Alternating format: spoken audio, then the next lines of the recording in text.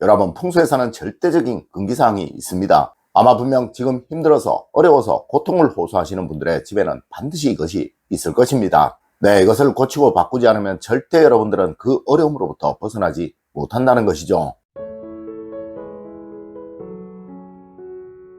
여러분 안녕하세요, 이정재입니다. 여러분, 금기사항이라는 것은 지키면 좋고 안 지키면 할 수 없고 라는 그런 것이 아니에요. 네, 무조건 지켜야 한다는 것을 강조하는 말이라는 것이죠. 물론 풍수학에서도 대표적인 금기사항이 몇 가지가 있습니다. 네, 지금까지 말씀드렸던 자잘한 것들이 아니고 이것은 절대적인 거예요. 맞습니다. 이것을 지키지 않으시면 여러분의 집에 그 어떠한 풍수적인 자람이 있더라도 그것은 다 무용지물이라는 것입니다. 첫 번째로, 여러분, 현관문 안에 화분을 두지 말아야 하는 것입니다. 여러분, 풍수에서 절대적으로 하지 말아야 한다고 말을 하는 것이 몇 가지가 있지만 그중 대표적인 것이 바로 대문 안에 그 앞에 나무를 심는 것입니다. 물론 과거처럼 마당이 있는 경우야 대문 안에 나무를 심는 것을 삼가야겠지만 아파트나 밀폐형 건물에 사시는 분들의 경우는 현관문이 바로 대문이 되는 것입니다. 네, 이곳에 큰 화분이나 큰 나무를 두는 일은 절대로 없어야 한다는 것이죠. 여러분, 이는 대문 문자와 나무 목자의 결합이니 한가하다, 한이 있다, 막다 라는 의미의 한자가 되는 거예요.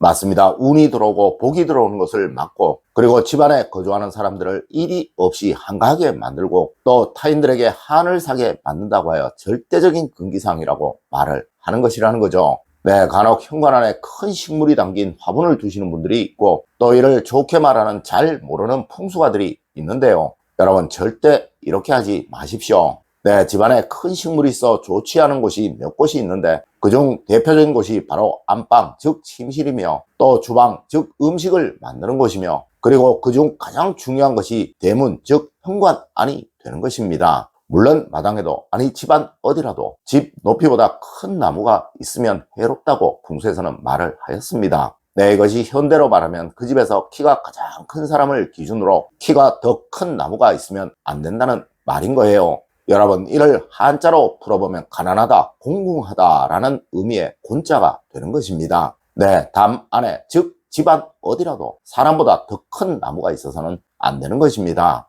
두 번째로, 여러분, 부모님의 유골은 절대 뿌려서는 안 되는 것입니다. 아마 많은 분들이 부모님의 마지막 유언을 듣는다고, 마지막 소망을 들어드린다고 부모님의 유골을 화장을 하여 강물에, 산에, 바다에 그 유골을 뿌리는 경우가 있을 것입니다. 네, 얼마 전에도 제게 이런 전화가 온 적이 있었는데요. 여러분, 이는 풍수에서 말하는 동기감흥의 원리를 완전히 무시하는 것이 되는 거예요. 네, 혈연은 어떤 시기든 같은 기운의 감흥을 가진다는 것이 이 의미이며 그중 가장 깊은 은혜의 대상인 부모님과의 관계를 완전 절연한다는 것이 바로 이러한 행동이라는 것이죠. 맞습니다. 이렇게 되면 그 후손은 절대 부모님에게 또 조상님들에게 그 어떤 은혜도 입을 수가 없게 됩니다. 네, 명당까지는 아니더라도 최소한 납골은 하는 것이 자식된 도리이며 또 그렇게 해야 조상복을 얻을 수가 있게 된다는 것이죠.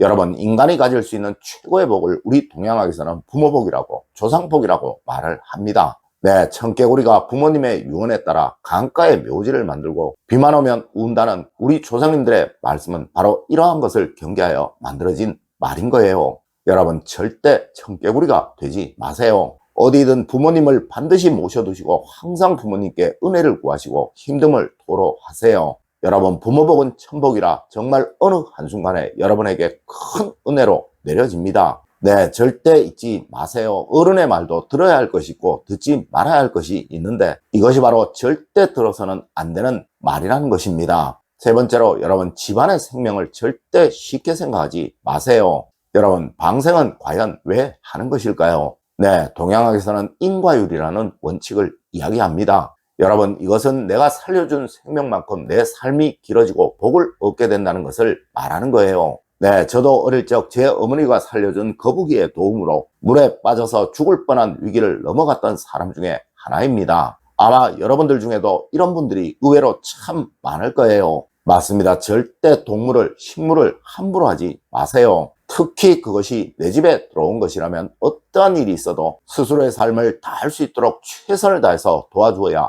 하는 것입니다. 네, 이를 풍수에서는 생기와 사기라는 것으로 설명을 하고 있지만 이것은 생명에 대한 존중과 도리를 의미하는 것입니다. 여러분, 절대 병든 동물을 학대하지 마세요. 절대 살아있는 생명체를 버리는 일 하지 마세요. 그 사람은 무조건입니다. 가장 불행한 삶을 살아가게 된다는 거예요. 여러분, 복과 운은 자격이 있는 사람만이 얻게 됩니다. 네, 그것이 바로 인과율이며 그것이 바로 인간으로서 가장 기본적인 인성을 갖는 것입니다. 네 번째로, 여러분, 집을 습하게 하면 그 집은 무조건 망한다고 하였습니다. 여러분, 풍수에서는 무엇보다 양기와 음기의 균형을 중요시합니다. 네, 마치 겨울에 히터를 틀고 여름에 에어컨을 트는 것과 마찬가지인 것이죠. 여러분, 집안의 기운은 항상 균형이 이루어져야 하고 또 조화가 만들어져야 합니다. 이는 세상사 불변의 원칙이에요. 하여 저는 절대 창가에 무엇이든 두지 말아야 한다고 올 초부터 여러분에게 노래를 불렀었습니다. 네, 고장난 것, 버려져야 할 것과 같은 것들이죠.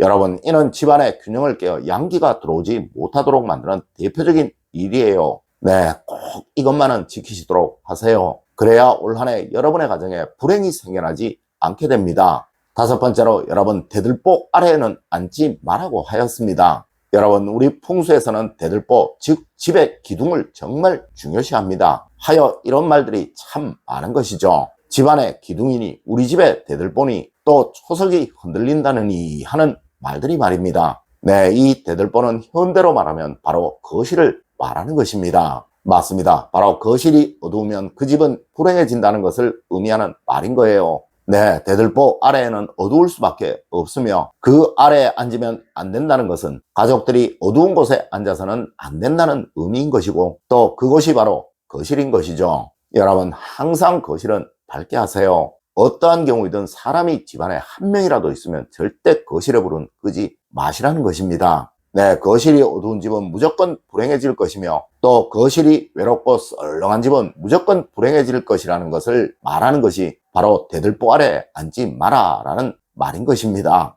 여섯 번째로, 여러분, 역극은 망합니다. 무조건 역극은 피해야 하는 것입니다. 여러분, 우리 동양에서는 생하는 것을 정말 중요하게 생각합니다. 네, 이는 부모가 자식을 바르게 양육하는 것이며 또 윗사람이 아랫사람에게 바름을 알려주고 이것을 몸소 실천하는 것으로 보여주는 것을 말하는 것입니다. 하여 목생환이, 화생토니, 토생금이니 하는 이야기를 하는 거예요. 하지만 여러분, 사람이 망할 때는 반드시 이것이 역하는 현상이 생겨나게 됩니다. 맞습니다. 목극 화가 생기고 화극 토가 생기고 또 토극 금이 생겨난다는 것이죠. 여러분, 이는 부모가 자식을 잘못 양육하는 것이고 또 어른이 아랫사람에게 잘못된 길을 가도록 만드는 것을 말하는 거예요. 네, 남이야 어떻든 내 자녀만 잘 살면 된다. 또 남이야 해를 받더라도 내 자녀만 행복하고 잘 살면 된다라는 그 마음이 궁극에는 인성이 없는 자녀를 만들어 기어코 집안을 망하게 만든다는 것을